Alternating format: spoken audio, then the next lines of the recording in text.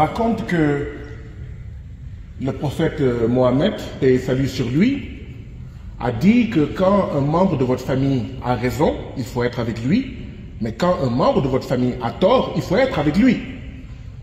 Je pense que le Parlement de la CEDEAO porte dans son cœur la Guinée-Bissau. Et parce que nous portons dans notre cœur la Guinée-Bissau, nous ne pouvons dire qu'une seule chose: le président Embalo a tort. Il y a un an, j'en avais parlé ici même, il ne peut pas dissoudre une assemblée nationale qui n'a pas encore 12 mois. C'est la constitution de Guinée-Bissau qui le dit. Et ça, c'est un coup d'État constitutionnel. Et l'une des raisons pour lesquelles les populations, nos citoyens s'éloignent de la CEDEAO et parlent de CEDEAO des chefs d'État, c'est parce que quand il y a des situations comme celle de la Guinée-Bissau, nous nous taisons, nous ne faisons rien, comme si nous étions complices. Et nous ne nous levons que quand il y a des coups d'État militaires, oubliant que les coups d'État militaires sont la conséquence de coups d'État constitutionnels face auxquels nous avons gardé le silence. Nous devons dire au président Embalo, qui a demandé aux États du Mali, du Burkina, du Niger d'organiser des élections. Vous vous en souvenez?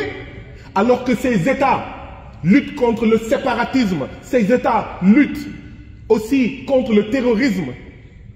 Lui qui leur avait demandé de faire cela, aujourd'hui, il prend son temps.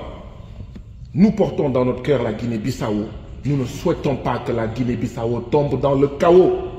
Nous ne souhaitons pas qu'il y ait un autre coup d'État militaire.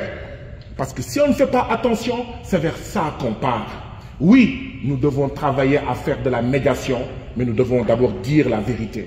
La vérité, c'est que le président Embalo doit organiser des élections. La vérité, c'est qu'il a eu tort de dissoudre l'Assemblée nationale. La vérité, c'est qu'il ne peut pas chasser une délégation de la CEDEAO. La vérité, c'est qu'il ne peut pas, il ne doit pas empêcher le Parlement de la CEDEAO de venir en paix, d'apporter un message de paix.